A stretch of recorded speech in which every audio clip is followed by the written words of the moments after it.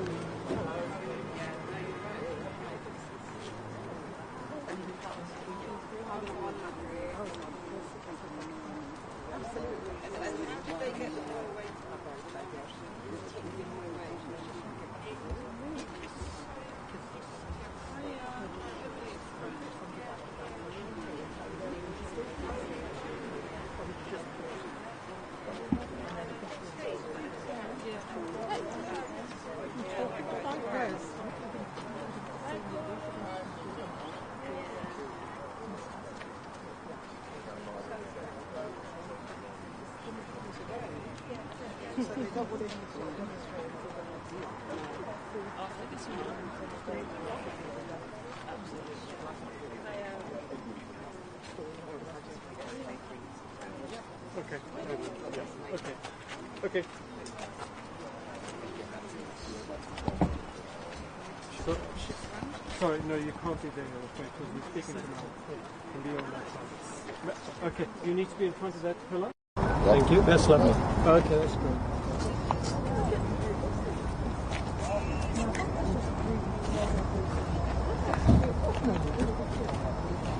Got this.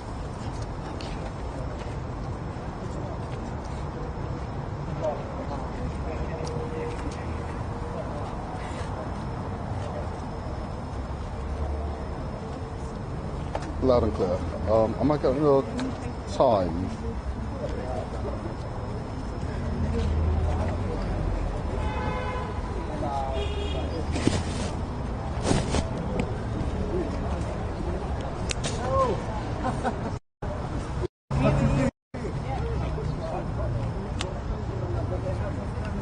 Can I just get you to say a few words? Just testing 1 2 3 4 5 6 7 8 9 10.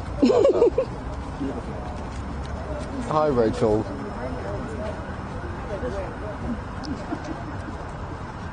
Brilliant. Awesome. I will need a give me a 30. Thank you.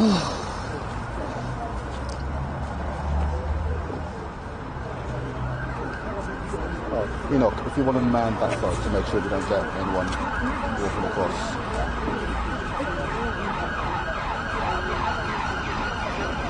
You expected more people to Loads more. And you know what white people are like, it's going to be like 7, 8 and Yep, I know. Right? Tensions have been brewing. You can see behind you the results of that. Right now,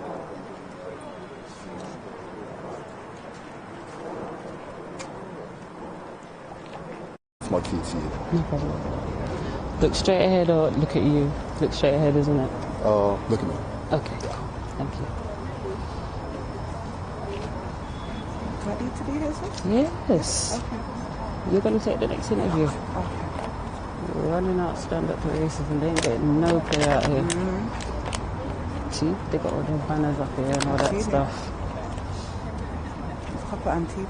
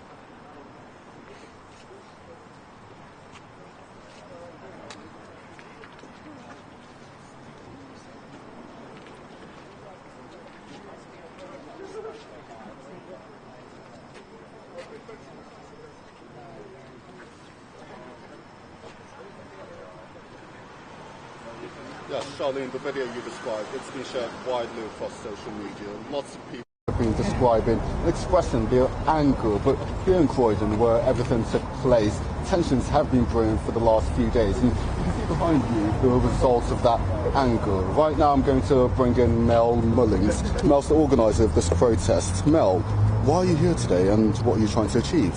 We're here today to make sure that community policing stays like that. We don't want any racism in our community. We don't want to leave out of our house, take a bus, take a tube, take a train, trying to get from A to B and being racially profiled, abused, an abuse of power and just treated like dirt. We don't want that. Of course, some people, they'd argue that the Mets were right to step in, especially since there was this allegation of fare evasion. But you have a problem with the approach they took and the police involvement, is that right? Yes, the process is if there was a need for police to step in, they would have been asked to step in. The police didn't need to come in at that particular point. The woman had paid her fare and at that point there was a vulnerable young person involved as well. There should have been a better approach and we got to make sure that there's answers for this. That person needs to be suspended and decisive action taken and change made right now. I've been speaking to some of the protesters here today and quite a few of them have similar experience to what happened in the video we saw. Do you think TfL needs to take some action to avoid situations like this, not just the Met Police? Absolutely. We'll be doing Croydon Carnival this week. We will also be Notting Hill Carnival. They'll be there showing that they're a diverse institution and that they understand diversity, celebrating Windrush 75. So then therefore 75 years of communities coming into this country and contributing and they don't know how to treat us. I think that enough excuses. Of course, this is yet another blow to the Met's reputation with communities like this. They have a lot of things that they are trying to put forward. Do you think it's enough? What are they putting forward? They're putting forward racists who are coming into our communities and abusing our members of the community. I don't think that's appropriate. I don't think that we should be gaslit. I think we need to know that what the reality of what we say it is what it is, and that steps need to be taken accordingly. Of course, the Met Police Commissioner, Mark Rowley, did say that the Met Police isn't institutionally racist when the Baroness Casey report came out. Do you feel like this shows that that isn't the case? I know what I'm saying. I know what my community speaks, and we need to be heard. And if we have people that are in positions of power that want to deny things, we need to get rid of them. Thank you very much, Noel. Now, the Met earlier today have said that they will be referring this case to the IOPC, so it's now up to them to decide what happens and if any further action needs to be taken.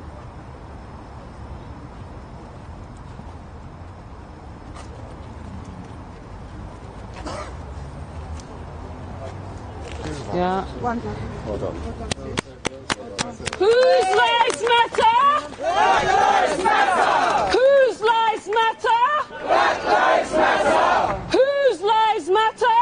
Black lives matter. Good afternoon all, or good evening. My name is Wendell Daniel and welcome to Street Mike, and we're coming to you live and direct, live and direct from outside of Croydon Police Station. Over, underfunded, racism rife in our communities, and then they want to gaslight us, totally gaslight us. And when there's wrongdoings, they don't want to correct those wrongs. It's, we're going to continue to work with the police.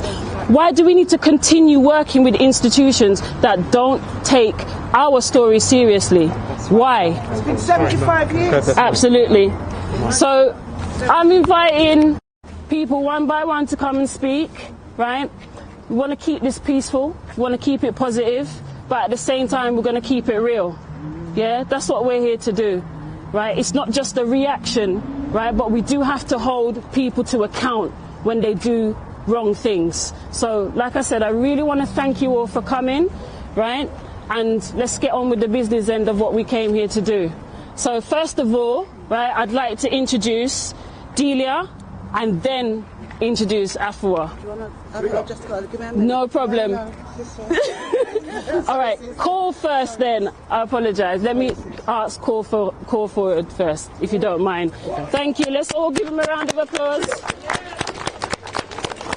Thank you, Cole. So, once again, here we are gathering not to celebrate, but in fact to kind of expose. I mean, I wanted to say thanks for the power of social media. Absolutely. Because if not for the benefit of social media, I'm sorry, the mainstream media wouldn't be here, because I would describe this as another, if you like, George Floyd moment. Because without social media there, no one would have believed that the police would have conducted a murder in broad daylight. This was an innocent member of the public going along her business with her child, and to be placed in, what we ought to know is that the police aren't just allowed to use handcuffs. They have to have lawful justification for using those handcuffs. That's Otherwise, right. it's an assault. Thank you. When asked, the police officer said, oh, to prevent her from running into the road to cause harm to herself, which is absolute nonsense. Why would a mother with her child want to run into a road and cause harm to herself? I mean, it is the police needs to be held to account. Absolutely. I'm glad to be here with you. Well done for coming out. And we have to show this solidarity if we expect or intend to have anything done. We need to hold them to account. Thank you. Ready?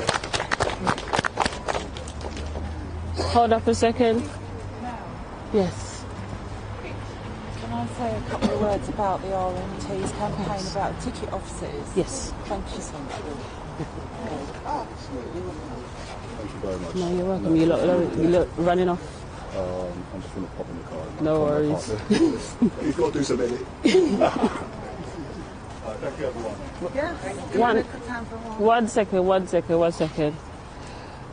I'd like to introduce Afua Rose, and again thank this sister for all she does in the community, and thank her for coming and big her up for coming today. Thank you, sister.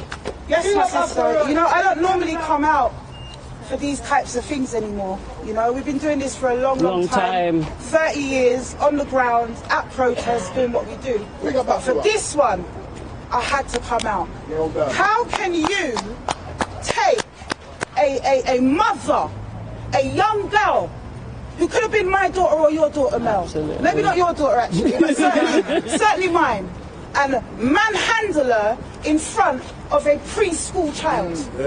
Do they understand the corrosion and the toxicity that they're putting into this little baby boy? No. So when he grows up hating the police, distrusting the police, why is it they don't understand that this is a cycle that keeps continuing time and time again? We have been on these shores for 75 years. We have been on these shores. Has anything changed? Nothing. Has anything changed? No. We are sick and tired. It was just a few weeks ago that there was a black man that died in police custody at this police station. My brother. Loads of us don't know about that. Why don't we know about that? Correct. It wasn't on the news, my sister. It was probably a little section or a segment in the metro if we were lucky. Yeah? It continues on and on and on again. And we're saying their time is up. Their time is up. These protests are great. It brings us together as a people. Because we know that the issue isn't about black and white when it comes to racism. When it comes to racism, the issue is institutional. And it is against all of us. Every working class entity, it is against us. So what do? We come together, we rally, and then we leave. You leave under what banner you leave under, we leave under our banner, and nothing else happens after that. I'm calling for this time and for the next time, because we know it will come, that we have a national boycott. That's what we need to do. Of the style of Rosa Parks and the civil rights struggle. We need to do that, because this ain't getting us anywhere anymore. They're used to it. And as long as we behave ourselves and we don't raise any ruckus, we go away and the system continues time and time again. At what point are we going to up the ante? Yeah? They expect us to riot. Look what happened at the George Floyd riots around lockdown. They expect us to riot. They expect unrest. To some extent, I think they almost want it. They want it. Am I right? Yes. So we've got to come with a different tack today. This is what I'm saying. And what this opens out as well is the issue of vogue towards black women, whether that is from within in our community or from without. Now, for years we know that that this has been an issue that has been pushed onto black men primarily, yeah. right? So now what are we seeing? A Sandra Bland scenario? Are we now seeing that black women are going to be targeted in the same way? What on earth? Where was the agency? She was let go afterwards. She didn't seem to pose a threat. But the heavy policing, the culture of heavy policing in the Metropolitan Police Force is what caused that. Caused it, yep. Tell them off what. You understand? It's what caused that. Because if you take a young, fresh cadet and you put him in at Hendon, and he comes with nothing except wanting to fight the baddies. That's How right. is it he ends up like the guy that we saw in the video? Right. Because That's it is right. institutional. Because he gets sucked into that machine. That's right. That's what happens. Do you understand? And I'm saying, no more of this. No Let's more. get it together. Let's organise ourselves and let's get a national boycott going. Let's not go to work. Let's not run the bus system. Let's not run the NHS. Because I tell you, from the time that our blood was shed here, from that Windrush 75 years ago, it is us that keeps this infrastructure running. Absolutely. And it's time that we up the ante, my sister. That's what I'm saying. Thank you very much. That's our fuel rose. Our fuel rose. Marlon, you ready? Yes. No, did you not? Thank you, Minister. Oh. No, go your turn. No, man, go ahead. Hi everyone, I haven't planned anything, but I'm going to talk a little bit about the child that was involved in this. Thank you. So I do a lot of work with children, primary age school children. I'm based in Tottenham. I do a lot of work with children in Tottenham. And it's funny. Tottenham! Yeah. I love what you were saying. So I went in there and my project was to deal with anti-racism. And actually it was about teaching the teachers to be anti-racist. That was the more difficult part. Working with the Year 3s was easy compared to working with the adults. The white male adults in that school, it's not unconscious bias, it's just racism. It's racism. Let's not dilute it. Because when we dilute words, it's about looking after the white person, but it doesn't protect us.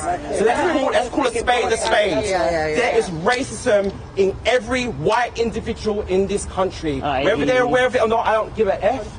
They're racist, and they need to be the ones doing the working. They need the ones to do the work, okay? But I love what you were saying, because I went in there and I spoke to them, and we did a project about the Bristol bus boycott that happened in this country in 1963. Why is it when we talk about Bristol, when we talk about bus boycotts, we think of Alabama, we think of Rosa Parks, we think of Malcolm X, we think of Black America, which is fantastic. But why are we not teaching our black youth that they come from a line of empowered, special women and men who made this country what it is? There's a reason why the curriculum is like it is, because they want to keep us suppressed. They want to keep us in pupil referral units. They want us to be in this place or under the ground that we're walking on now. It's all strategic. So what we need to do is we need to work as a collective. We need to educate and empower our younger people. We need to make them feel special. We need to stop making them feel like they're worth nothing. We need to teach them about what happened in this country, the good, the bad, the indifference. Okay? They did a performance about the Bristol bus boycott a couple of weeks ago at Wood Green. It was amazing. I remember some of the black parents came up to me and they said to me they didn't even know about this story. They didn't know about this story. That's just one story. There's a plethora of stories that we can talk about how we made this country great. We stopped World War II. We are the reasons why the country is the 5th richest country in the world. Don't forget any of that. I'm going to end on this. After the performance, which went amazingly well, I was walking down the street with 30 kids. 2 white men said something racist behind me, but I heard them. And if anyone knows me, I'm going to speak. So I said to them, what did you say? What did you say? If you've got something to say, come say it to my face. Oh, they tried to walk faster. I said, you see, people like you, white people like you, when we speak truth to power, you run away. You have no backbone. And then I called them a gammon. But the sad part of the story is, when I got back to the school, the white teacher, who I've been working with since November, he said to me, what happened? I said, I just made a joke. I said, isn't it funny? We talked about racism in the show and then I just got racially abused. And he said, in the future, you need to be careful about the way you speak in front of children. No regard of how I felt, no regard about the fact that the majority of the kids in that line were black. A white man who says he's progressive, says BLM, says he's anti-racist, but he's not. I ripped into him, obviously, but that shows the magnitude that we have to fight, because sometimes we're not just fighting institutions, we're fighting white individuals who say they're on our side, but when it comes to putting their words into action, they ain't there for us. They ain't there for us. They ain't there for us. And if you are feeling attacked as a white person now, good. Because that means I'm speaking directly to you, and I am not going to dilute my words. Last thing, we must do this. We can't just keep coming out here with banners, even though this is all truthful. We've got to be strategic, and we need to look at the people whose shoulders that we are standing on. Boycott the buses. Yes. Do sit-ins. Capitalism will only listen to us when we affect the capital. That's right. Let's not come out and do this again. Let's make sure we do what you just said there. Thank you. Thank you. Interesting though, brother. They can't find the people that supposedly killed, maimed Sasha Johnson, but yet they can arrest a woman at a bus stop with a small baby. And we all know that sister would be here if she could. So let me just send a flare up. But we've got to remember, Martin Luther King, Malcolm X, all of these people before us, these leaders, they were taken down by black people, but paid for by white people. So Sasha Johnson was killed, not killed, she's still with us, I'm sorry I misspoke. Sasha Johnson was taken down by the state. That's right. The politicians, the police, they know who did it because they paid those people to do it. He was the adjunct provocateur, that's right. Right, this is it. I'm calling it out. I'm calling it out. Thank you.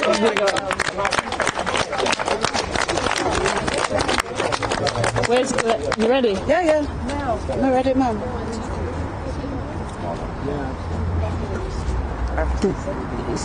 You're talking about ticket officers. We're talking about the incident. There's a list, and then we'll get to it. Sorry. All right. Sorry. Everybody knows this is my sister. A couple weeks ago, we had a protest outside a police station.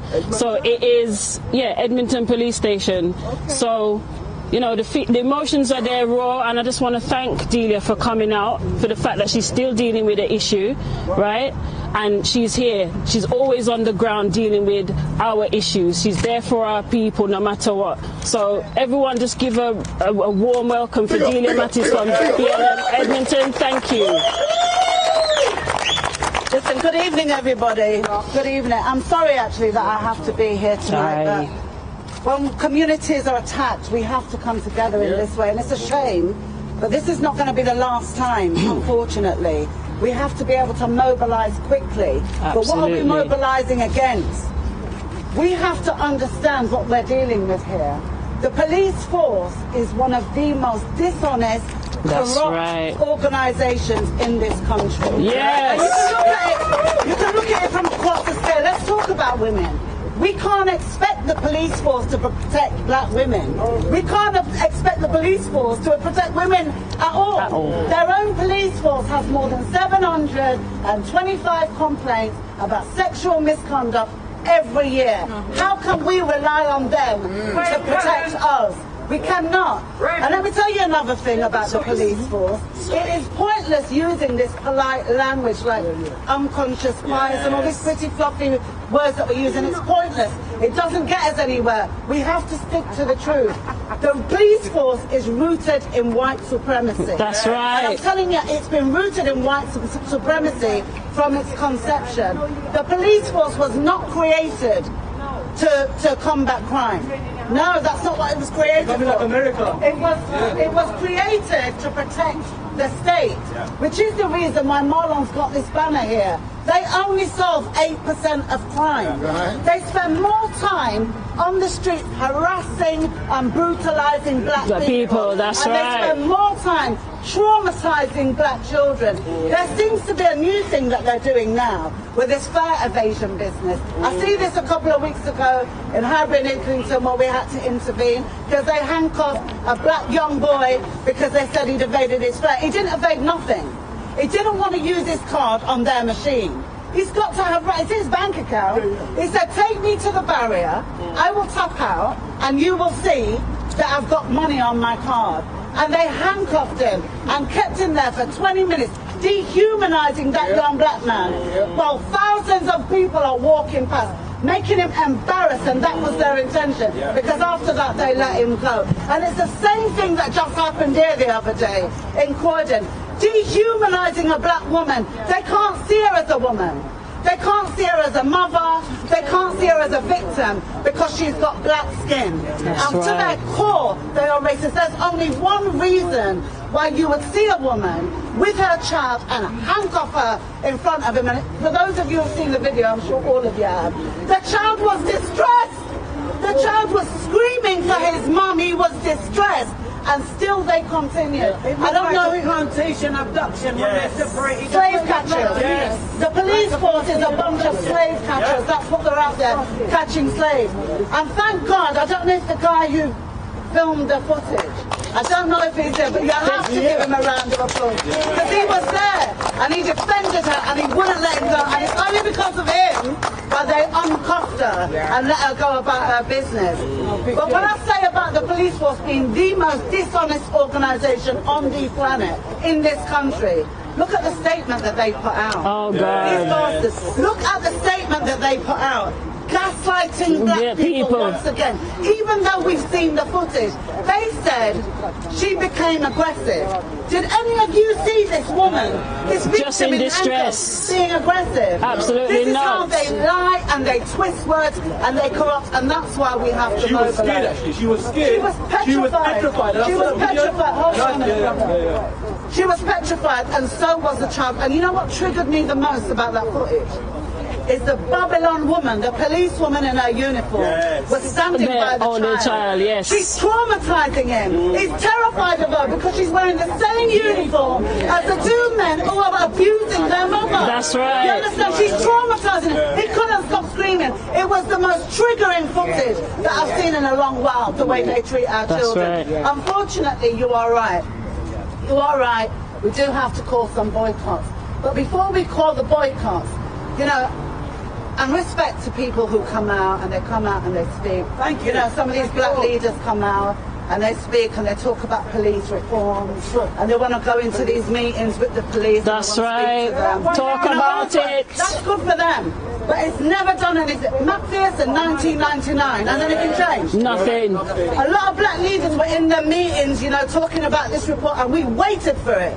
It had the most press footage of any report of its kind. And what has happened since then? 1999, and look at us, we're still protesting against police brutality. And this is the thing.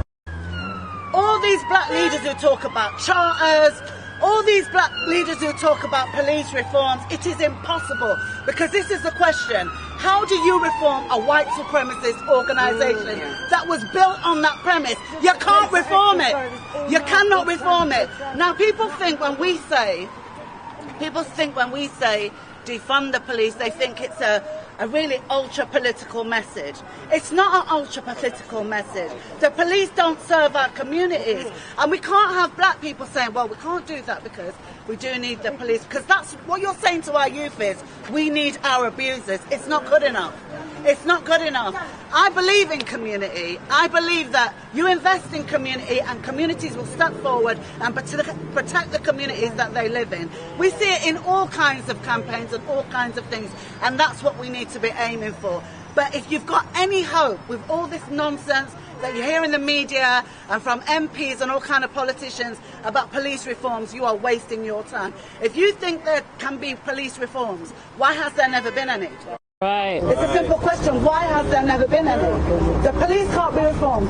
The commissioner said he can't sack police officers for misconduct. And that's the boss.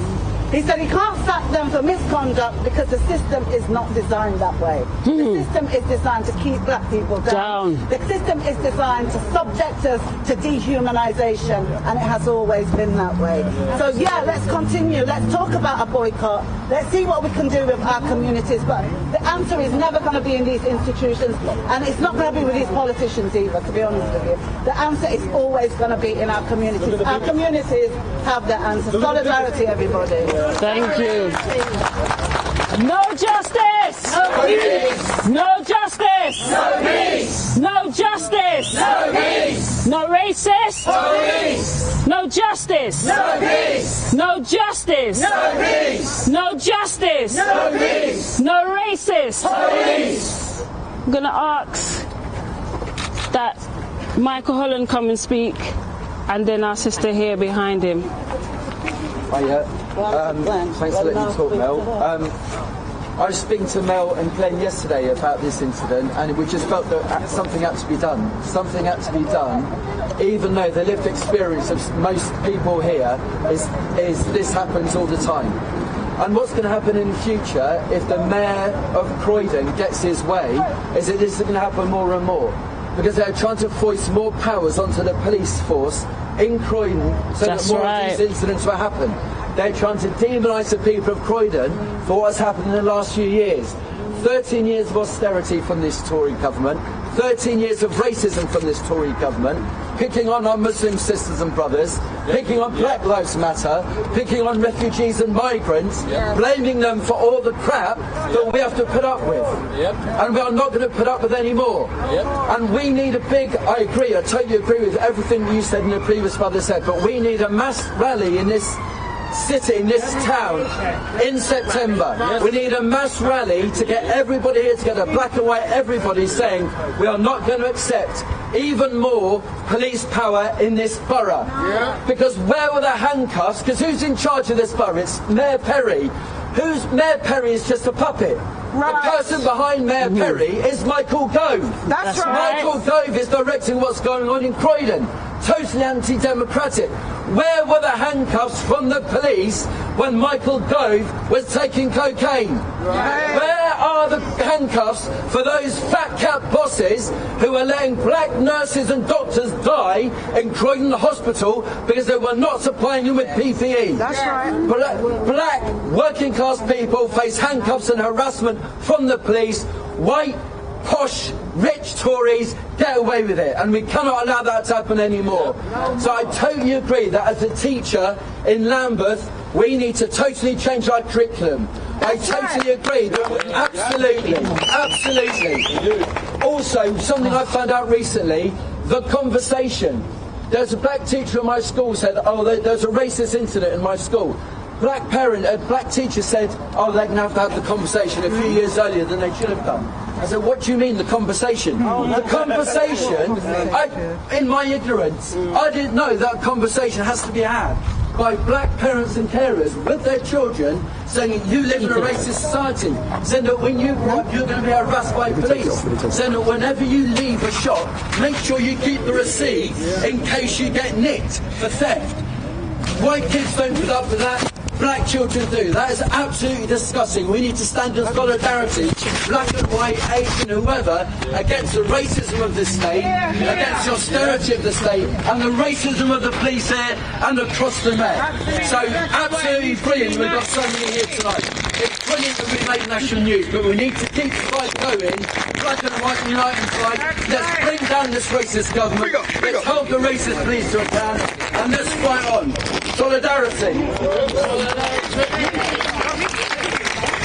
Okay, yes, I actually agree with calling a demonstration in September, calling a mass rally, in which case we will have time to mobilise our groups and our communities, and I think we should do something in central London. And the reason why is that this is not isolated to Croydon. This is happening to all black people across the city, you understand, and beyond. So I agree that we're going to work on something in September and mobilise our communities. Now, we've got another couple of speakers. I'm going to bring in one lady. Was it you, lady? Was it you, the lady? What's your name, sweetheart? Sorry? And what group are you from? Okay. All right. Our next speaker, could you give her a round of applause, please? This is Kathy from DPAC. Thank you. Hello. Solidarity with everybody here today. I'm here from Disabled People Against Cuts. We have long been associated with Stand Up to Racism, and I got involved when that refugee was attacked in Shirley. Do you remember a few years ago that boy was standing at the bus stop and a horde of animals from the pub came and beat him and nearly killed him? Rekha Ahmed was his name. Right, he's living a new life now away from here, but Croydon stood up, Croydon marched. marched along North End and down High Street. Solidarity is our strongest thing that we have between all of our different groups, all of our different causes. The teachers who were striking, socialist workers, stand up to racism, disabled people against cuts, and anybody else as well. And yes, we need to have a march in Croydon, and then we need to go to London and do it again there. I want to mention briefly the RMT's campaign, and part of their strikes is to do with closures of ticket offices, which is putting marginalised people at risk from all parts of the community. Disabled people who have physical impairments or mental impairments or mental health issues, elderly people who are a bit wobbly, anybody who has a reason to need to get information on a public transport system and who needs support from paid staff who are willing to do that job and help people. And they do, they reach out to people. If they see anybody, they reach out to them and come and help them. Yeah, but if this government is allowed to just shut all the ticket offices in all the big national railway stations, all the major London termini. Good evening to all of you watching. My name is Wendell Daniel and welcome to Street Mike, and we're coming to you live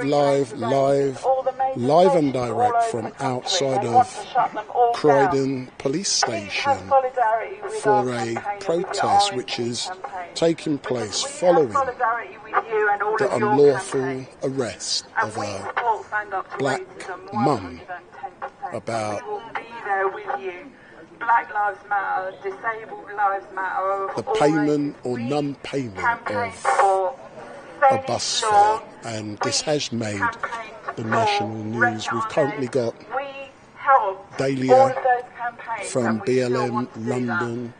We've also got Athor Rose, and we've got many well-known personalities down here today, and this is the start of a long-term fight against the behaviour of the Metropolitan Police. And if this is the first time you've seen Street Mike, don't forget to hit that subscribe button. Let's get you all revved up again. No justice! No peace! No justice! No peace! No justice! No peace! No racist! Police! No justice! No peace! No justice! No peace! No justice! No peace! No sexist! Police! Okay, we've got one more speaker here now, and his name is Mo. Yep. Give him Mo a round of applause, please, people. I'm going to make it very short and sweet now. My name's Mo. I was born in Croydon, I love Croydon, I'm a proud Croydoner. But when I come out of West Croydon Station sometimes and I see the police lurking around there, they only attack young black kids. There's other kids out there, or they attack Muslim people with beards or with caps, which is disgusting. I was stopped by the police last year. I was walking with my friend. We were coming back from cricket. A nice black gentleman, West Indian Jamaican. They stopped, the police stopped. You know what they said? What are you two You want to go next? Are you speaking? I said, free my friend. He goes, are you being aggressive with me? They got out. Oh, we're going to arrest you. What this country is becoming like. You know what happens in America? The way they did to George Floyd? Exactly. 10 years ago, this never happened. Slowly. Exactly, my sister. People like the mayor of London, Sadiq Khan, Rishi Sunak. They ain't Asian. They're puppets, they are. They're a disgrace. Clap on that. Clap on that. Now, the thing is, myself, I said this to my colleague Penny, that I was going to come here. We should all stand together, because if no one stands together, the police are going to get away with it again and again, and they're always going to attack young black people, Muslim women with burqas as well. So all of us, let's get up and fight against these police people. Let's go. Thank you. And I have to say, I agree with you when you're talking about Sadiq Khan. Remember, he is elected by the people of London, and on this issue, what happened the other day to a woman in the street, Sadiq Khan has been silent. Yes. And you need to remember this. Yes. When you're giving these people your vote, you're giving them your power. Exactly. And you're giving them your power to do nothing. So think about that when it comes to election time. All right, our next speaker is no stranger. And he really does need no introduction, but I'm going to introduce him anyway. This is Mark Wadsworth from the Liberation Movement. Give him a round of applause. Thank you very much, Delia, and thank you to all of you for turning up today at such short notice. Croydon is angry because yet again our mothers, our daughters, our sisters, our young people are being attacked and targeted by a racist police force. I had the privilege of setting up the Anti-Racist Alliance in 1991 and helping Doreen and Neville Lawrence found the Justice for Stephen Lawrence campaign in 1993. It's still going on, my friend. It's still going on. I was in Leeds just 2 weekends ago. Just 2 weekends ago, talking about that to the Leeds International African Festival. And the thing about it is, this will happen time and time again until we've closed down the Metropolitan Police Station and started from bottom to top up again, rooted out the racists that are not just at the top with Sir Mark Rowley, but from every single constable upwards. I was on Clapham Common when the protesters, they were actually a peaceful vigil for Sarah Everard. Women dragged along the streets on the Clapham Common by the police force when we had a woman commissioner, a gay woman commissioner who's presiding over a police force that is institutionally misogynist, homophobic and racist. So we need to do root and branch attack on the beast that is the Met Police. And it's not just the Met Police. I was born in Birmingham. The West Midlands Police is rotten. Police forces around the country are an army of occupation against black people, against working class people, against trade unionists, against women, against gay people, against black people. And it's not good enough to just say, oh, well, let's have more black police officers. What, so they can oppress us as well? You saw it in South Africa, what happened during apartheid. You saw those black officers that beat black protesters tougher and harder and more cruelly than the white officers. The same happened with Rodney King. There were black officers enrolled in that travesty of justice, that atrocity.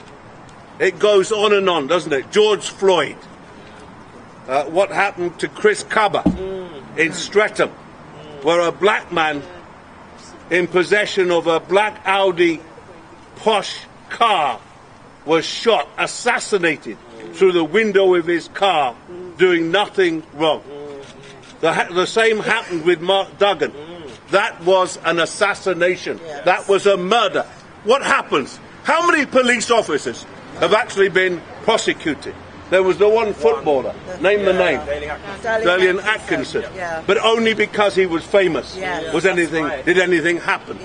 Only because George Floyd had his murder, his lynching, filmed by a 17-year-old brave black young person was there justice in that case. No justice, no peace. Let's come out time and time again until we deal with this lot, which is the force of coercion for the state. They are Group 4. They are a security force for the rulers of this country. They're not our protectors. If you're a woman, would you stop a police car late at night? If you were in trouble, you'd end up raped and kidnapped and murdered. Power to the people. Let's keep fighting. Well said. Thank you. Well said, my brother. And you know, earlier I mentioned how dishonest this police force is. The whole The whole of them is the most dishonest organisation across the UK. And you have to remember Chris Cabba and what happened. Because when they killed him, when they assassinated him, then they put out their statements in the press. You remember the statements? They said he was ramming the police car. That's what they said. And if that was the case, arrest him. They said that's the reason why they shot him. And that car was stationary, and they didn't even have flashing lights. And they assassinated that man, a shot to kill to the head. They murdered him. And just like Deji on the Chelsea Bridge, it was a black police officer, as you're speaking, Mom. It was a black police officer that tasered him to the point that he jumped over the bridge to try and save his life, but he jumped to his death. We have to remember that. Any black police officer is worse than the white ones. Yeah. And also, listen, once you put on that uniform, it doesn't matter what your skin colour is, once you put on that uniform, you become an agent of white supremacy, because that's what the job is. Okay, we've got another speaker here from Fight Racism, Fight Imperialism. Welcome, brother. You have to just introduce yourself. Thank you. Yes, hello, Thank I'm Alex. I'm from an organisation, Fight Racism, Fight Imperialism. Yeah. I'd just like to be quick and encapsulate what all previous speakers have said. I think it's very important, very interesting, and quite amazing actually that people have noted such a variety of different topics, from the British state to the parliamentary system to the government to the elected officials to the mayors to the British police force, all encompassing. Because once again the British state extends its vile racist hand. So once again anti-racists here take the streets. And as Malcolm X said, you cannot have racism without capitalism, and vice versa. So, as I'm going to encapsulate some of the things people say, I would really like us to focus in on a few points as we live in this country, as we're on these streets, on this soil, in front of this police station. Right? Speakers have mentioned the NHS. Speakers have mentioned that black people, refugees, migrants have built this country, and they're not wrong. Speakers have mentioned the racism, the institutionalised racism of the British police force. Speakers have went on and how correct they were. But I would like us to take one step forward in the matter. One step forward in the matter to realise, one, who our true enemy is, and two, what we can be doing about it. I think this mention of capital and a boycott of the bus is perfect. I think this mention of capital is actually where we should start in this whole equation. If we take it back to the elections in the parliamentary system specifically, when you had Labour elected officials and they were advocating in the run-up to the last elections, they were saying the police is institutionally racist. They were saying the police is institutionally sexist. And when the Labour Party was down on the polls, what did they say? We need 14,000 new police officers on the street. We need hundreds of more police officers in the schooling system. And then what happened? You had Child Q, a schoolgirl in Hackney, sexually assaulted by police officers. No parents, absolutely no one around to protect her. As speakers have mentioned, once again, what happened? You had Chris Cabba innocently driving in a vehicle that they registered for some firearm offence previously, I don't know when. Shot dead. Another black man slain on the streets.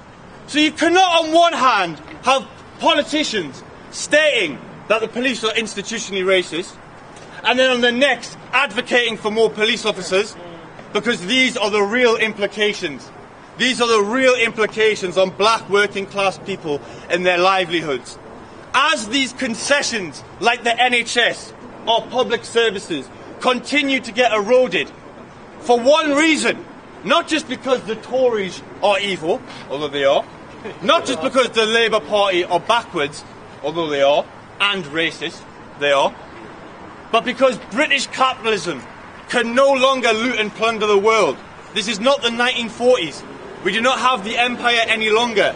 So concessions will be taken away, public services will be slashed, underfunding to our communities will prevail, The police will be forced to take more repressive measures. The schooling system will be forced to take more repressive measures. And what will we be forced to do? We will be forced to boycott. We will be forced to protest. And as Delia has mentioned before, this will not be the last time. But as we know, this will not be the last time we take the streets. So I would like to reiterate the points of previous speakers and say that our organisation has a protest on the 2nd of August, or should I say, sorry, the 2nd of September in front of the Home Office. We're against basically all of Britain's racist controls through the police, but on this protest specifically, trying to link the struggle for migrants' rights in encompassing all of the working class issues. So thank you. Fight racism, fight imperialism, and notice at the very core, at the very heart of racism in this country is British capital, and that is what we need to be attacking. Thank you. Thank you. Thank you. Before I call in my next speaker, I just want to reiterate on something that was just said, and this is very serious, because there's going to be people in this crowd here believing that when we get a Labour Party, I have to finish. I have to finish what I'm saying. Hold on, I still need to finish because there are people here. There's going to be people here that are thinking that if only we could get the Labour Party into power, then all of our problems, well, a lot of our problems are going to be resolved. But I have to tell you something. Keir Starmer is a white supremacist. Yes. And he is a police. And that was his job, actually. He was a director of public prosecutions. You know how much black people that one sent to prison? If you're looking for this racist man to be our saviour, I'm sorry, we're looking in the wrong direction. And this guy, yeah, exactly. Nasty. And this guy, he came out, I think it was earlier this year, I'd have to research it, but he came out and he said he believes there's too many immigrants working in the NHS. Shame on him. He said he believes in parts of the NHS there's too many immigrants working in there. And you know what upset me about that statement? He did it on national television as well. And you know what upset me? The union should have called out all of their black workers on strike immediately. And they sat and they did nothing.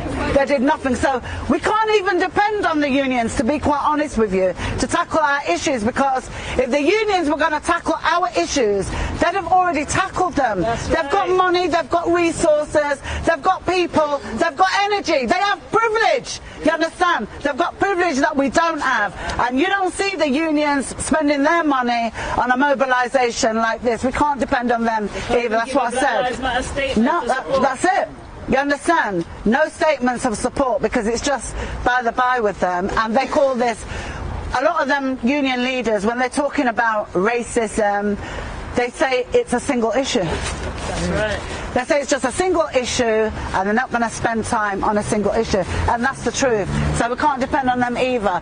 But you know who we can depend on? A speaker from the local college. That's right. And I'm glad are you a teacher?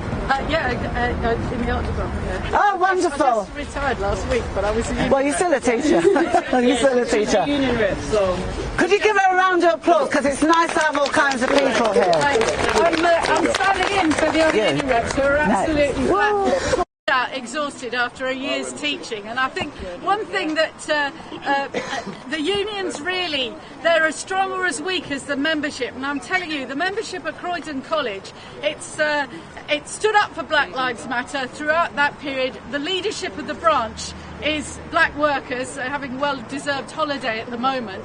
And I think it's important to say that it's an absolute blooming disgrace that our union officials are not taking a stronger stand when it's our members, black and white, who are facing the austerity and all the things that are coming our way. Now, harassment, as someone who teaches in the college, we know it. Our students face it every day. I mean, it's shameful what happened to that woman, but many young people trying to get to college, sometimes they've got the fare, sometimes they haven't. They're dancing with the legal niceties of trying to get to college to make their life better for themselves, and to be treated as a criminal in those cases is an absolute disgrace. And the assumption is, if you're poor, you're worthless. If you're black, you're worthless. If you're homeless, you're worthless. And I'm standing in Croydon, the borough of culture. What kind of bloody culture is it that we're going through this year? Look down the road, all those tower blocks, who's living in them? That's right. Some of them are safety deposit boxes for offshore investors. That's what's happening there. Who's on the streets? The people that have been tossed aside by our council that doesn't fund its social workers and its care workers. That's right. Most of those workers are from this community, many of our black brothers and sisters who are now facing wage cuts, pay restraint and trying to get by in life. I think really the time for trying to get by is gone. We have to unite and we have to pull these fights together. In UCU at the moment, there's a university that's on all-out strike. It's been out on strike for 3 weeks now, and it's going to continue throughout the summer. That's Brighton University. Across our other universities, there are fights over pay, over the gender pay gap, and over the race pay gap. Because if you want to look for institutional racism, look in every institution, our schools, our colleges, every single one. And what is it about racial division that they really love at the top of society? It means that we're looking against the person who sits next to us, who shares more with us, who has more in common with us than the person who's rich and is sitting at the top of society. Keep those divisions going. And it's an absolute bloody disgrace that the Tory party, I've never heard language the like of Suella Braverman since the days of Enoch Powell. I'm sorry, these people are giving permission for every stinking racist to come onto the streets at the moment. And Black Lives do matter. Every trade union activist must get a motion through their branch, solidarity for this. If a demonstration is called, we should make sure that we get members out there. And if our leadership do it, don't do it, our membership must do it. That's right. So solidarity to everyone. Let's build the fight back. Thank you, that was amazing. That was an amazing show of solidarity. And just let me clarify one point. Right, because I'm a union member. I'm not talking about the rank and file union members. You know what I mean? Because I'm always going to be a union member. I'm talking about the union bosses that have resources at their fingertips and do nothing to help our communities. That's what I'm talking about. Big up the rank and file trade union members.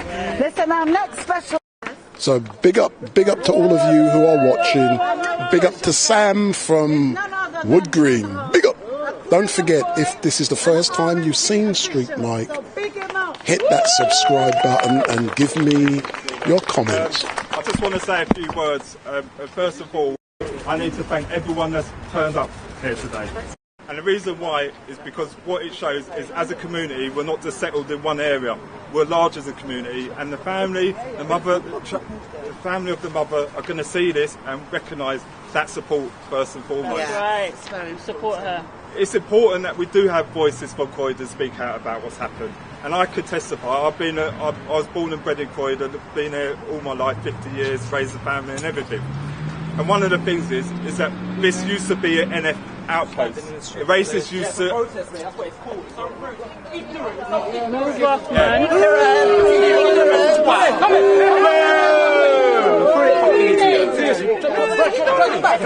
Okay, right, this is when I was born up, right? Look, this area used to be a racist outpost. The NF used to roam the streets here, right? And what happened? We run them off the streets. Yeah. We've done that over time, right? But one thing that we haven't done in the 50 years that I've been here, right, is the police have always been racist, and that hasn't changed at all. Yeah. Never changed. And the thing is, right, we've had people meeting the police the other day. We had people that say that they're community leaders. Yeah, right. We've had the MP meet the police the other day, right, and go and present a case on our behalf. No. But where are they today? Where are they? Where are they? They're not here. You've got these people speaking for us, and that's why nothing changes. That's right. You know, only way that things changes, right, is if we recognise the problems and we actually challenge it, right? One of the things that they've been saying, right, is that the police officer was just doing his job. Yeah, that's exactly what they've been saying, right? And they will make out of that. Even the police statement has turned around and said that, look, there's no misconduct there, right? He's been able to get away with it, right? That needs to change. one of the demands of this campaign has to be that action needs to be taken now. That's the community right. needs to speak out. This guy shouldn't be in the front line as an officer in case he does it again. I doubt this was the actual first time he's actually done this as well. We have to recognise that, right? The only reason why they've actually given a statement and everything is because it's been caught on camera, it's gone viral, right? So this is the kind of attitude of the police, right? This is the attitude of the councillors, the people in authority that could really change things, right? We have got some councillors here today, right? And I applaud them for actually being part of the community and standing up with us when it comes to this. But at the end of the day, the rest of them, they're part of the problem, and they're the ones that need to be, they need to be fixed as well. But okay, look, the only thing I really want to make clear about this, right, is we should never be ashamed to say it, we should never hide from it, right?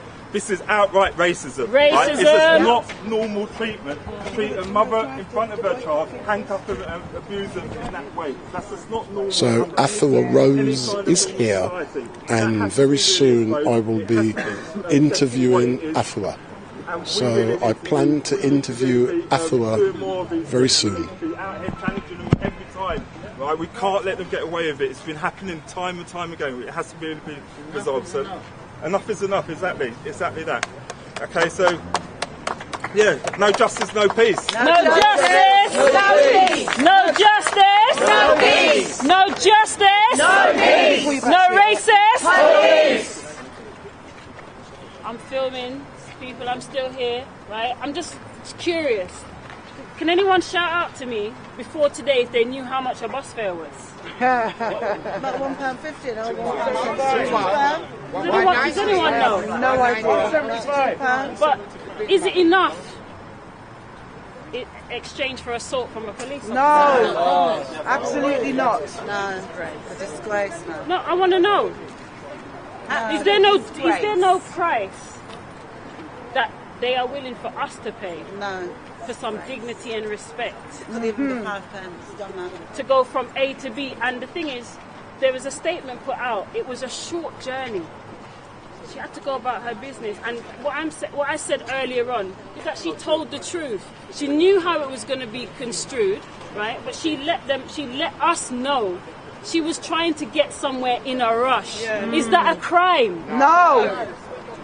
It's not a Thank you. Traveling while black. Yeah?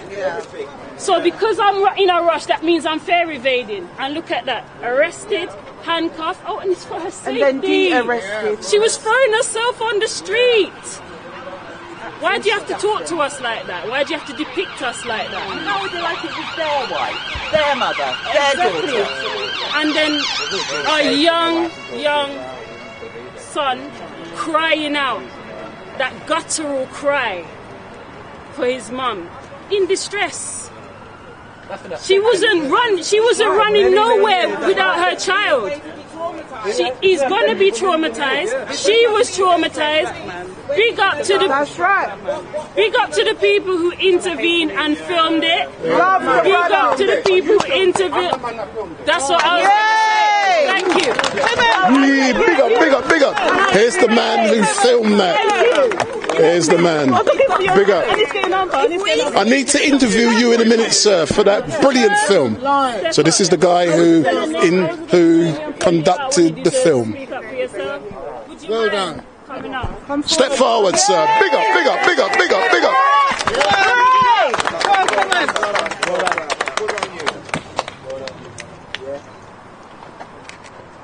I've basically done what anyone would have done in my position. Not really. No, not enough of them did, bro. No? Well, any man with a daughter, I think would have done that. I've got 4 daughters. I've got 4 daughters, yeah? And I hope that someone would have done that for my daughter. Yeah? That's the bottom line, yeah? I don't want no praise, no nothing. I just done what I had to do, yeah? People like Athua Rose, I know who you are. There's people that are doing big things, yeah? That's right. I've done my part. I've done a small part, and I'm so proud of the way it's turned out. See what I'm talking about? That's what community is about. All the vilification that they're doing of our sister, is it justified? I witnessed the whole thing. It was nonsense. They're telling pure lies, yeah? She wasn't abusive, she wasn't aggressive. It's pure lies, yeah? It's all on camera. Whoa. And she paid her fare. Yeah. That's right. She paid her fare. It's all on camera. Yes. You are, just hold on a minute, sister. You are a community hero. Yeah! You don't want to be, but what you done? Hip hip! Hooray! Hip hip! Hip hip! That's right, brother. Do you mind sharing your name, bro? Street man loves a class. My name's Clem Benjamin. Clem Benjamin, yeah, man. Big up Clem Benjamin.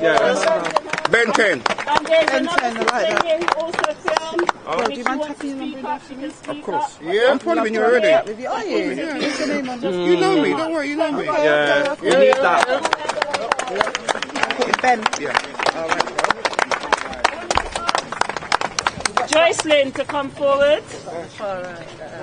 Oh, really? Then lucky. Joycelyn, where are you at?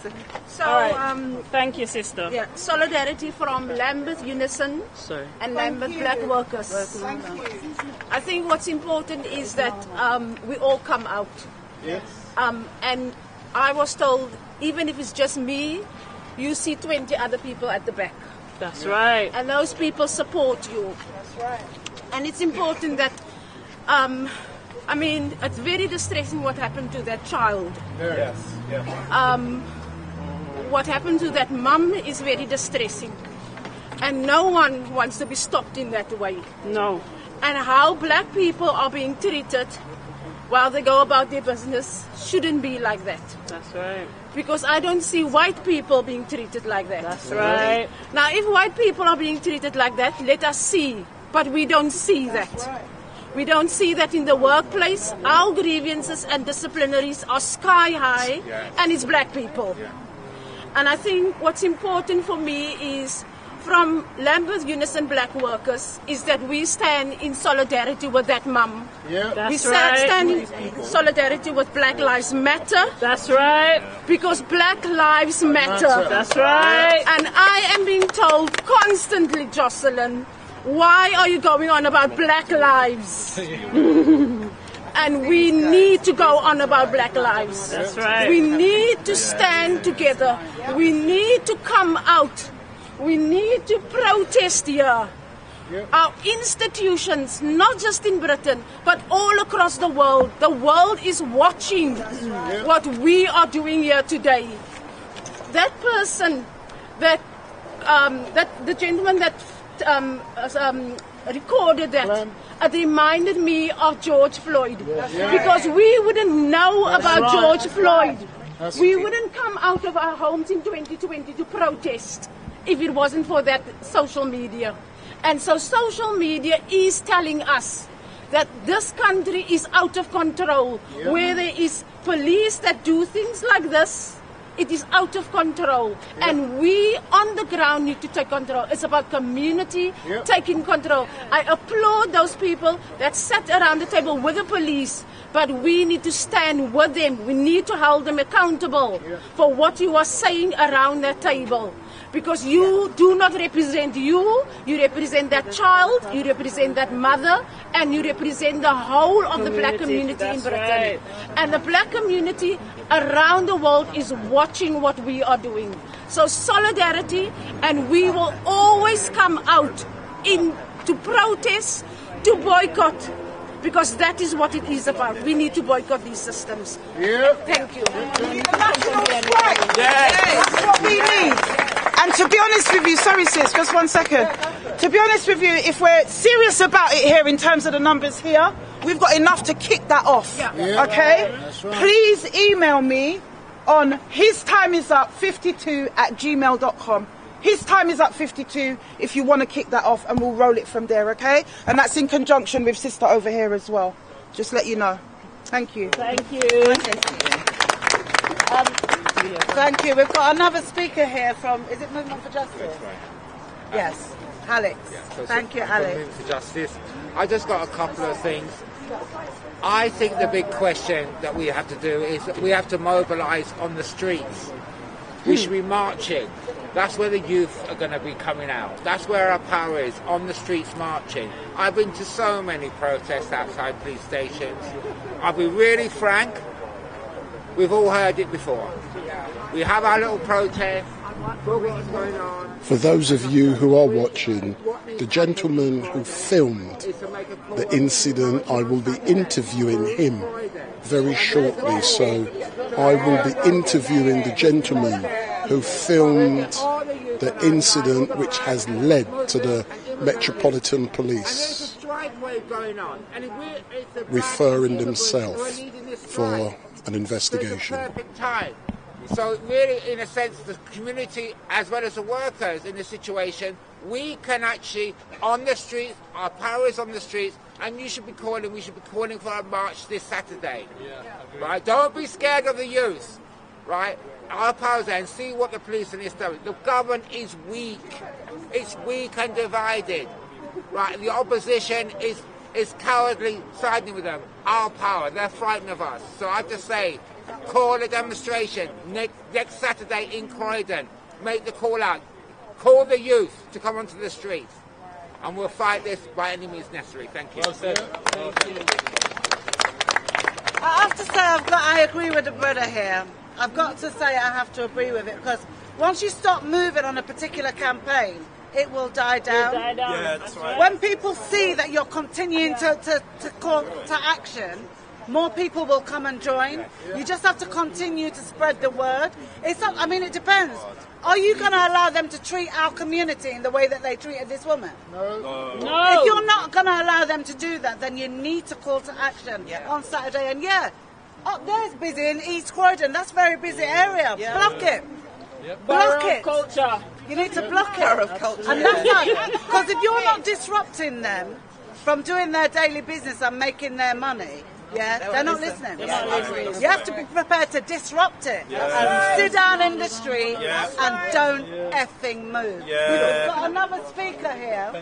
Penny, yes, you can. Thank you. Yeah, what I wanted to say to all of you, black lives do matter, obviously, but also what you see here is not just black people. No, we are decent people. We are decent people. A lot of us are working class people, but we are decent, good people. And we should be saying to these racist institutions that we're not going to accept this. We're not going to accept this. And what I would say is, congratulations to the people who filmed it, because what they did was they brought us here. We would not know about this if they hadn't filmed it. We would not know about George Floyd. So this is our weapon. Social media is our weapon. This is our weapon, and we should be using it. And I absolutely agree with you. We should be doing something in Croydon. We should be doing something in Croydon soon, and we should be saying we're not going to put up with this. Who wants a carnival? There's a carnival this weekend. Who did the carnival? Let's do this stuff. Black Lives Matter! No justice, no peace! All right, no justice, no peace! No justice, no peace! No justice, no peace! No racist, police! No justice, no peace! No justice, no peace! No justice, no peace! No sexist, police! Okay, so people are calling for action this Saturday, and I'm looking at Mel. I'm looking at Mel because she's going to have to start ringing around. That's right. But you know what? Hold up your hand if you back the call to action this Saturday. I march through Croydon and block shit off. Yes! Well, it's almost unanimous. It's almost unanimous. Mel, would you like to come and say a few words? Wait.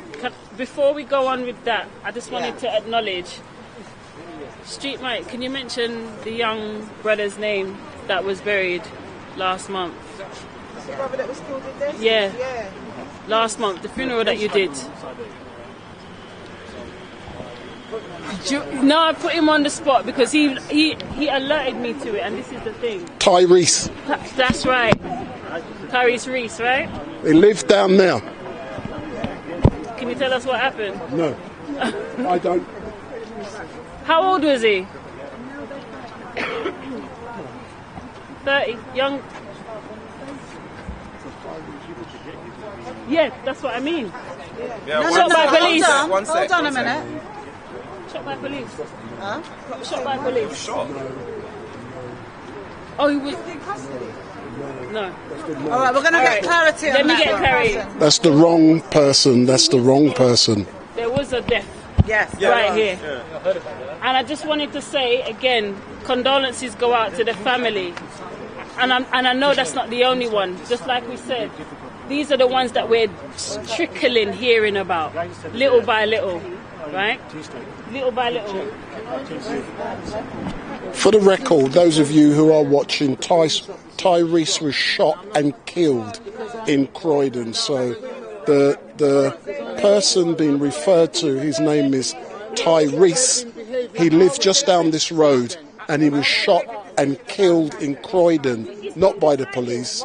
I won't be going into that because a trial is currently taking place. So for clarification, the person being referred to, his name is Tyrese.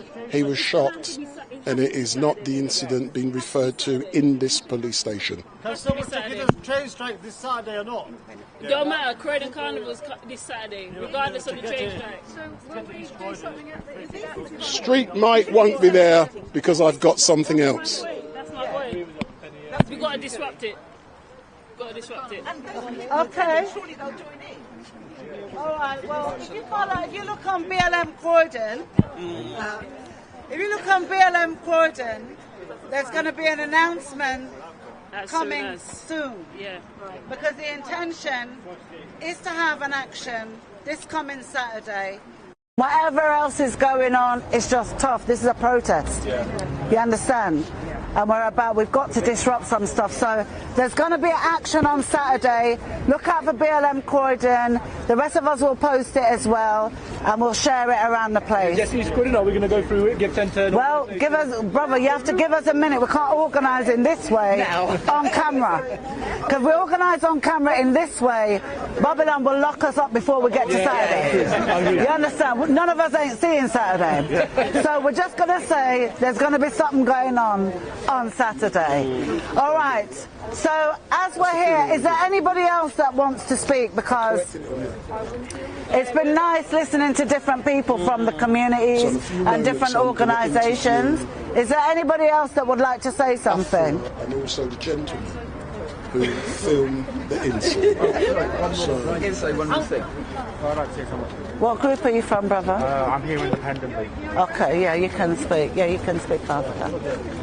I just want to come here to speak about my own personal with the police because a month and a half ago, TSG Officer Jenkins of the Hackney branch came up behind me and threw me in the air and slammed my head into the concrete. I was in hospital all day, and here's the thing, he weren't even arresting me. I hadn't done anything. He was arresting a man further down the street, and he comes up behind me trying to get the victim out and goes, "Fwah!" Slams me down. And there was someone filming what's happened, and guess what they did to him? Before they attacked me, they threw him out the way so he didn't get what happened to me on film. This is in East London, and this is what he did to me. And I tell you now, there's got to be at least 10, 20 people in this crowd who've had even worse experiences than I've had. Because the police do this to everybody, but they especially do it to you if you're an ethnic minority. They especially do it to you if you're queer. They do it to you if you do not fit the status quo's idea of what a person is supposed to be. They were founded on the wealth that came from expropriating the common land of this country and from expropriating people's bodies in the slave trade. That is the wealth the Metropolitan Police was founded on. And that generational wealth is still what they serve today. I'm local. I walk down here. I've lived in Croydon for a while, and I'll tell you right now, I see TSG around here all the time. I see the cops around here all the time. Last summer, I saw a black man by West Croydon Station smoking a joint. Police come along, undercover police, comes up and pulls his gun out on him. Man pulls a gun out for a joint. Exactly, I was shocked.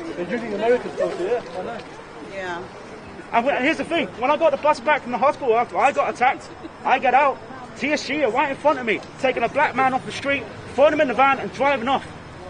And I've had enough.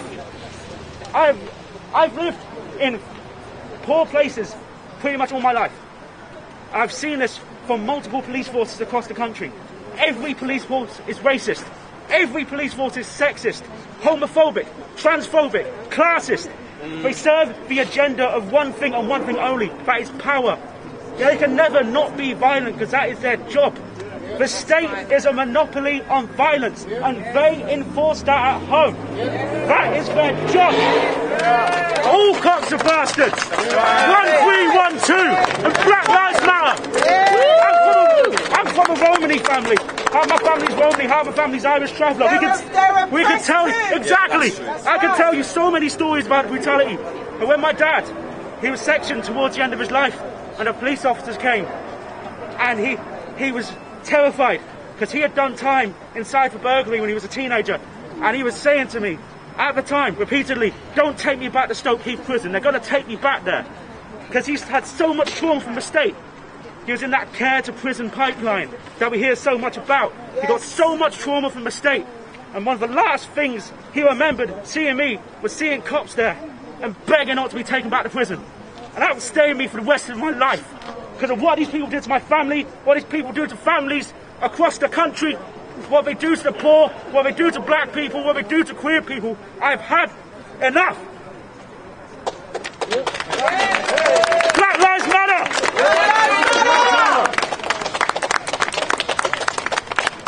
Press Lives Matter! Thank you very much, and it's an important point you raised about the GRT, the Gypsy Roma and Traveller community, one of the most marginalised communities in this country, and so we do send our full solidarity to them. We also have to talk about, I mean, we talked about the police, and he just mentioned some of the things, but basically the message is our communities cannot trust the police. That's right. This is a rapist, paedophile, and this is not an exaggeration. I told you, 725 complaints a year. The things that the police do and get away with, there is no organisation, no other organisation that could do those things, commit those crimes and get away with it. There's no institution where it would be allowed. Apart from the government. Well, this is the government. This is the state. You know what I mean? They are allowed to commit crime with impunity. And one thing you can say about America, yeah, they're racist and yeah, they're white supremacists. But at least when black people mobilise, police officers go to prison. That's right. Why can't the police in the UK go to prison for committing crimes like everybody else? That's right. That's the question that we must be asking. Why don't they go to prison like everybody else? When they kill a black person, well, sometimes we have the wrong leaders representing us, to be honest with you. I'm not going to lie to you. Sometimes we have the wrong people representing us because we do have black leaders who want to be all political and they want to use this polite language, and it's not doing anything for us. So what is the point? And sometimes as black communities and black activists and leaders, Afua, sometimes we have to call out these people, you know. Sometimes we have to call them out because they're doing the wrong thing. And some of them are doing it for their own gain. Some of them are bringing together all charters and organisations because they want funding. The likes of me, I've just come from work. You understand? I'm tired. And that's what we do. Activism is not a full-time job. It's a calling. It's a calling. Right. You understand what I'm saying? It's not about making money. And you've got some BLM organisations that want to turn this thing into a business. It's not a business. It's not a business. It's not a business. These are community organisations to defend black people and our allies, and that's it. They're standing in the way of our progress. They're standing in the way of our progress. And we've got to start calling them out. If they're not representing us, we need to call them out on it because they will never stop. Some of these bougie black people who want to have these meetings with all these politicians and all these police people, we need to start calling them out because they're setting us back as Apple said. And where are they? Where are they now? Where are they? Oh, yeah. They'll be there. They'll be sitting with the crumbs at the table. Just quickly, I wanted to read a few things. I was filming earlier on. The Met is institutionally racist and in denial and in special measures. There are many children in Croydon who are left traumatized after stop and searches. That meeting that took place, those aren't the demands. Sorry, that's my dude from RMT,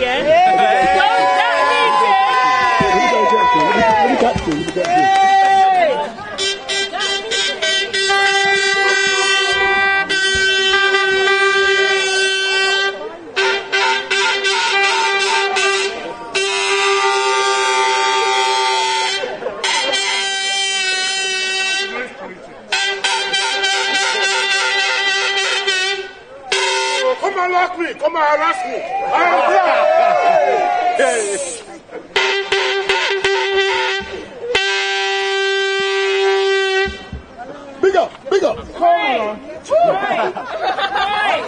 Give us a chance, yeah? 1 second.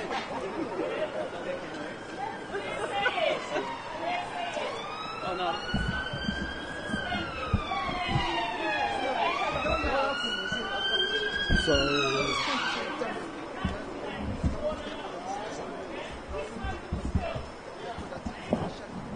So I'm now going to interview the gentleman who took that video that we have all seen. So, good evening, sir. Good evening. My name is Wendell Daniel from Street Mike, and can I say what a great pleasure it is to meet you today and to interview you. For the record, could I have your name? Oh, sorry. Dawn, you're supposed to be recording this, isn't it? Sorry, can you go back?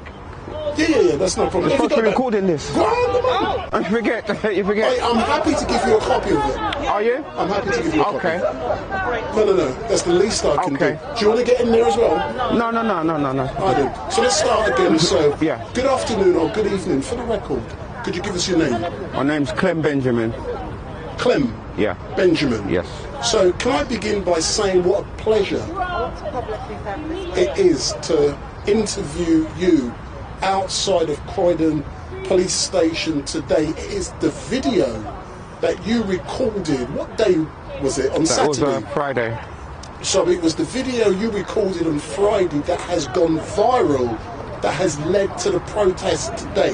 Can I begin by asking you, what motivated you to get your video camera out to record what you were seeing?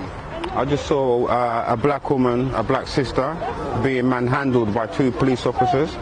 I felt it was my duty to stop, if not to physically get involved, at least to record it so that she could get some justice. And can you describe what exactly did you see and what were your feelings as you saw it unfold? From the time I got there, all I can say is from the time I got there. I don't know what happened before, but when I got there, she was being more or less dragged to the street, dragged to the ground. She was handcuffed. She was in a lot of pain. Her little boy, her little son, was crying his eyes out. He was shaking. He was distraught. The whole thing was too much. It brought tears to my eye. And you said you've got children as well. I've got 6 children, but I've got 4 daughters. I'm very protective. If anyone knows me, I'm very protective of my daughters. I'm very protective of everyone's daughters. I have other reasons for that, but I won't go into that. Yeah, of course. But what was your understanding of exactly what happened that caused the police to do what they were doing? I kept asking, what has she done? And no one would answer what she done. She also was asking, what have I done? So up until the moment they said it was a fare evasion, I had no idea. I had no idea. When I heard it was a fare evasion, I just thought, this is ridiculous. She needs some kind of justice. There was no apology given to her or anything like that. And what I'm trying to elicit from you was what you were seeing and feeling. So we've all seen the video. I saw just another black person being abused by the police. You know, we all know what happened during lockdown. I'm not going to say his name, but we all know what happened. We've seen it time and time again. But this time it was a sister being manhandled by 2 police officers. It was just too much for me.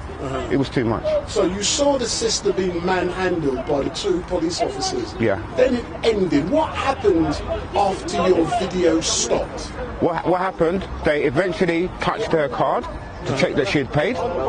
It revealed that she'd already paid.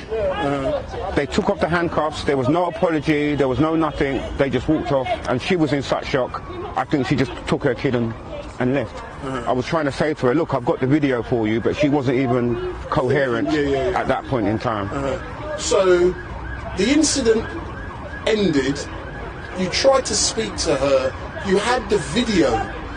What made you upload it afterwards? Just to get some attention and some awareness, to get what we're doing right now. That's what made me upload it. Are you shocked? Yeah, I'm shocked. I'm shocked when I saw it I saw the video on the news yesterday, and it was on LBC, and it's been flooding my phone. Yeah, I'm very shocked, but I'm very happy about that. Can I say, and I've no doubt Daly is going to come up to you in a minute, but can I say how proud, I know you're a humble man, but how proud I am of what you've done, because as a direct result of you taking that video and as a direct result of you uploading that video, the Metropolitan Police and their stinking behaviour has been exposed, and as a direct result of that, we've had apologies, which, you know, I've no doubt Daly is going to mention more about the apologies, okay. But the arrest appears to be unlawful, and we hope that we want the officers involved to be suspended, and we want further action. But all I can say to you, sir, is thank you. Let me come round. I know there's a lot going on, but I'm saying thank you very much, sir. All I can say is big up from Street Mike, and congratulations for what you have done. I've no doubt Dahlia from BLN London wants to say a few words. I just want to... Good. If I come in here, I just want to thank you. Can I give you a hug? That's no problem. I just want to thank you. It's just a testament of what can happen. So many times people just stand by and allow it to happen. And what I love about what this brother did is that he said, that is my sister. You said that on video, you know? Yeah, that's right. You said, that is my sister. Yeah, and right. that's why I'm protecting her. And had you not stepped in to do what you are doing, people wouldn't be here on the street and the police wouldn't be begging like they are now. You understand? So you did an amazing thing. And you said it's what every man would do. That's not the case. You understand? Because I was in Highbury in Islington a couple of weeks ago, and this was happening to a young black boy in the station. They handcuffed him. You know what I mean? And the people were just walking by for a fare, and the guy's got his bank card in his hand. Wow. And he's saying, look, I can pay. And the people then were just walking by. And it took me and some other women who eventually stopped to help me to assist that young man. So it's not what everybody would do. What you did was something special, and you caught it on camera. So thank you. Big up, from all of us, big up yourself. We really appreciate you. Excellent stuff, and thank you. I just want to meet you, sir. Mark Wadsworth, of the Stephen Lawrence campaign. Just okay. What's your name? Clement Benjamin. Just a few people. Thank you very much for what you've done. So we've got Raspek, who's so important down here today. I'm just going to say we are vigilant. So Raspek, good evening. If you step forward, sir. So how you been keeping? I haven't seen you for a little while. Yeah, I'm retired from the activism scene now. Still, you're too young to retire. What are you talking about, man? I put in over a decade. Started young, yeah. But obviously, I'm going to be working with Forever Family. We're creating the solutions now, tangible solutions. You know, stuff like Police to Police Global, which documents police, so we know the police that are working in the area, because we're very reactionary, but we have to be proactive. You know what I'm saying? And we can't just every time react when the police. We've got to be in front of it. Same with the youth violence. We've got to be in front of it. We've got to be creating opportunities for the youths. Yeah. What motivated you, sir? Because if I can remember, the last time I saw you was with Child Q. That's quite a while ago. So what motivated you specifically to be out here today? Obviously I got sent the video, and I think our platform was one of the first ones to kind of make it go viral. So he was the one who shot it, but then when it went on my platform, because the platform we built up is very powerful when it comes to engaging our community into what's happening. So the platform's not going anywhere. So yeah, as it went out there, How do I do that? it kind of took a life of its own. Same with Child Q. I was the first one to go down to the school and find out what school it was, and then it took a life of its own. So I think more time when man step out to places, it takes a life of its own, which is good. But we kind of just got to get to the point of you got to get to the point of tangible solutions. Yeah. But you know, one thing I love about this brother is how humble he was, or how humble he is, in regards to the great job he's done. Yeah, so, we sir, more of it. We just need more of it. That's what we're training people to be. So our training, we train people how to film the police, how to get involved. When you go for our training, you take an oath, which means that you're making an oath. You're never going to see anything happen and you don't get involved. And we need more of hims. We need, you know what I'm saying? We need more and more and more. And more and more, till all the youth them safe, and all the women them safe, and it's not something that's impossible. It's something that I believe collectively we don't want or we don't believe in. Because once there's enough of us that get together for that solution, then that's what it is. Do you know what I'm saying? There should have been 50 man silent outside this. Every time, the man them out in the comments saying, "Oh, I can't get involved because I'm going to get arrested." That's a cop out. It's a cop out. You don't have to get arrested. No one has to get arrested. It's just your presence. 50 man silent. Let Croydon police know we're watching you and we're gone again. And everyone in that station, when they have their tea, they'll be like, you know what, do you remember this? We better just know how we're policing. Yeah. So we have to just realise the power we have. These things don't have to happen, and we need to stop being reactionary and be proactive. And be about proactive solutions, tangible solutions that we can pass down to our children. And we can only do that through building institutions. Excellent stuff. As normal, thank you very much. And I look forward to seeing you in the future. Big up. Excellent. Let me try and interview Afua. I'm just getting the microphone back. Listen, sir. Thank you very much. And it was great. You've done an amazing job. And I'll give you my card in a minute. And, I'm proud of you, bro. Thank you. So let me. Very proud of you, King. Alfia, come on, it's all about Alfia. Aye, big up. That's what I want to stand him in the shot with me. All about Alfia Road. Go in the shot. Go in the shot. All right. So, Afua, good evening. Big up. Here we are again, but let me get my sound good. So, where you been hiding, girl? I haven't seen you for a few months. I've been taking a break. Hold on, are you telling me you deserve a break? Of course I deserve a break, Streetmate. You know I do. It's been non-stop. Excellent. So let's talk about this event first, and then we can talk about what you may do in the future. So, what was your initial feeling when you saw that video? Rage, Streetmate, rage. You know, like I said before, when I posted it, it was bad enough to see a sister being manhandled in that fashion, but it was little man's trauma that was so palpable through the screen, you know, and courtesy of this brother here as well.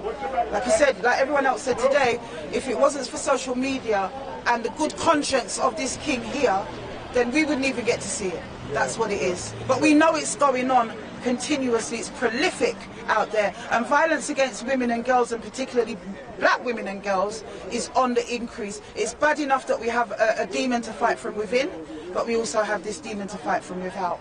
And I just find it very interesting that when it was Chris Cabba and all the other black men that have been abused by the police, there was hordes, but actually this is a sister, and we don't see anybody hardly, you know. Why do you think that is? I've covered it though, I will say that, Streetmate. Yeah. One thing that is really great is, you know, I loved the number of people that have come, and it could have been more, but it was a short... Let me put my darkers on. I forgot I had these on. There we go.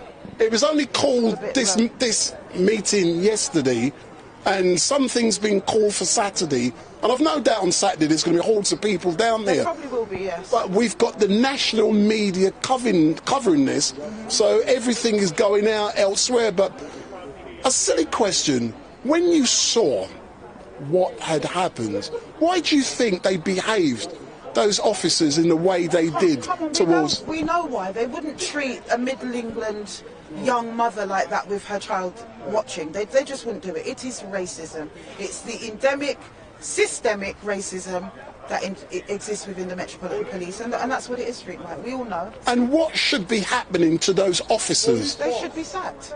They should certainly be suspended at the very least until the investigation is complete. And on the back of that, there is no other finding, is there? Apart from to prosecute them for assault and to sack them. That's what needs to happen. Yeah. And let's move on to a different subject matter. His time is up. Do you plan doing anything in the future, or is that... We're coming back in the autumn. I say the autumn, but it's probably the end of summer. Rebranded, refocused, and yes, more than likely there's going to be a His Time Is Up March 2023. More than likely. But what has it been like for you over the last couple of months? Just recouping... Is it about... Is it 3? Just recouping. Yeah. Still working in the background. Look out for the His Time Is Up app, because we've been working on that as well. Oh yes. We promised a helpline, but actually an app is very much more now, isn't it? So we're working on that at the moment in the background, and a lot of other projects which we're going to relaunch come the autumn. And when is your documentary film coming out? What documentary? I don't know. You were making it stream. I tried, you wouldn't allow me, but in closing, I'm going to allow you to say whatever you want to say to whoever you want to say, because I love to be impartial. So, well, look, I'm just saying it's got to stop. I called for a national boycott, a national strike, if you like. Can we achieve it? I believe we can.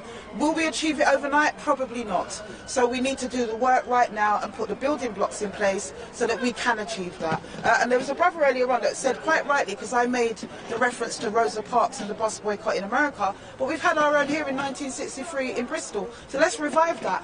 Yeah, let's bring those, whoever's not here anymore, let's call upon those spirits of those ancestors and let's make it manifest in 2023. Excellent. As normal, Afua, big up. Keep up the great work and don't steal my microphone. Big up, big up, big up. We take the microphone. Oh, yeah. I'm always going. Yes, brother, definitely. Because I follow you anyway. Did you just get? You gave me your number, innit? Did I? Yeah. Did I? All right, then no problem. Did I pocket dial you? I mean, rush dial you. Let me see. Fuck it, I probably did it. No, you didn't. Ben, innit? Yeah. Excellent. If you want the footage, give me a ring. Yeah. And I'll Are you not give putting you. it up? No, it already is. No. He wants for himself. Live, For himself, yeah. Yeah. So good afternoon or good evening to all of you who are watching. My name is Wendell Daniel and welcome to Street Mike, and we're coming to you live and direct from outside of Croydon.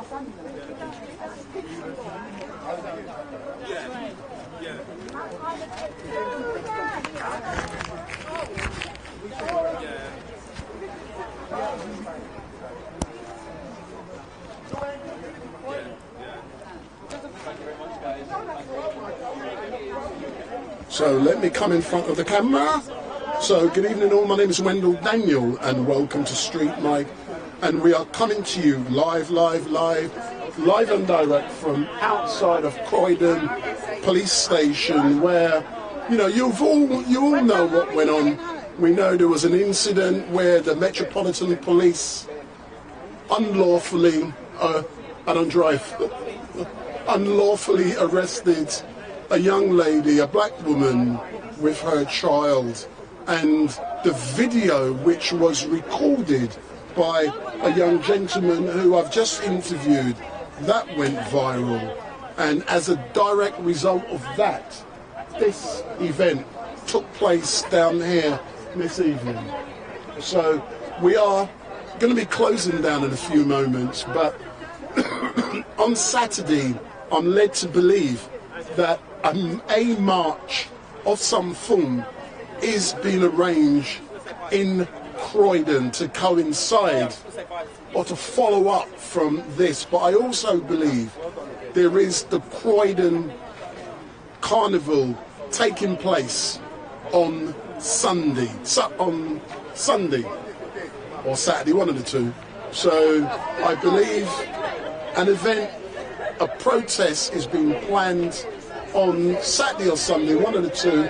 Not too sure which day it's going to be, but we will let you know more. But for me, what was really great is to interview the gentleman who recorded that video that went viral, which has resulted in the Metropolitan Police issuing an apology, and they've basically admitted that the arrest which took place was unlawful. And I've no doubt there will be a follow-up as a direct result, and what is being called for is disciplinary action to be taken.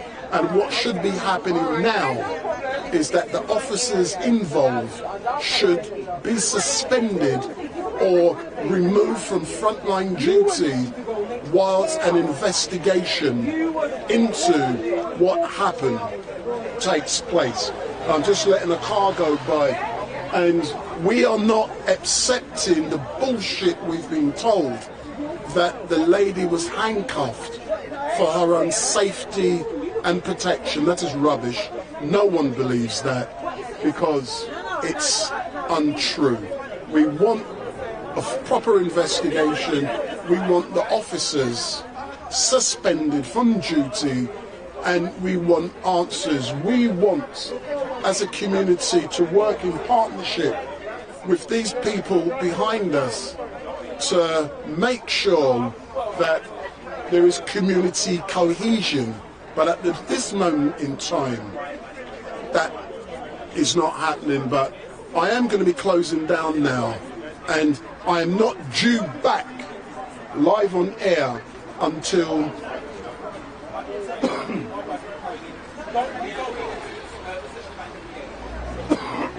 until I'm in the middle of the road. That's why I keep moving.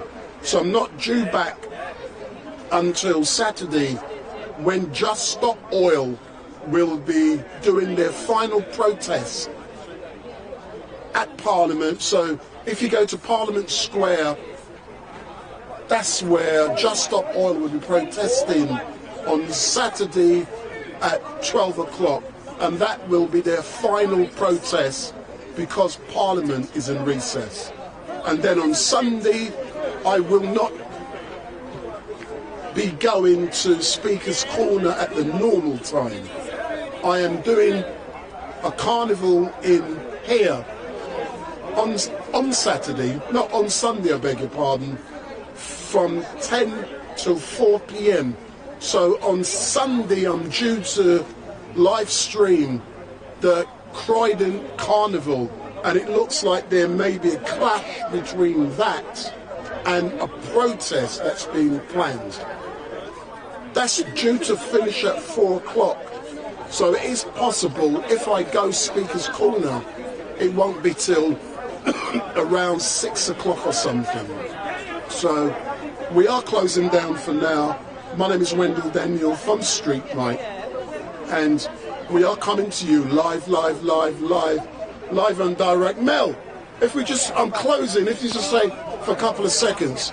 So Mel, you've arranged this event today. How would you describe the outcome? It's positive. We've got action points, and it's not just discussing action points and then going away to do things without the community's consent. This is a community event, and the community have made a decision, and we're following up on it. It was an organic process, and their feeling is so strong that we're going to follow up on this thing. So I'm absolutely proud of the community for coming out. I'm absolutely proud of the extended community for coming out. And like I said, our heart goes out to our sister, our child of the community that's been traumatized, and everybody else that haven't had the chance to have their issues being filmed. We know that you've been through a lot. We're getting there. Yeah, we're getting there. We're holding these people to account. We're getting there. I was actually looking forward to interviewing the victim, and I know you was doing your best to try to get me that interview here today. Yeah. But the victim is not here. Can you describe why she's not here? Because people will understand. Right, so our sister she's happy for us to do our action, but she just wants to be out of the spotlight. Right? And that is for her, she wants us to respect her privacy and her child's privacy. And we're going to do that. You know, we're going to make sure that no one says anything bad about her. We're going to make sure she knows that the community is behind her, but at the same time, we're going to respect her privacy. Excellent. And earlier on, an error was reported in relations to an incident which took place at this building, and that was sort of mixed up with a person who was shot in Croydon, and I did that person's funeral about 4 weeks ago, and the person actually lived, who was shot and killed in Croydon about 100 yards from where I am now, but that was a different incident.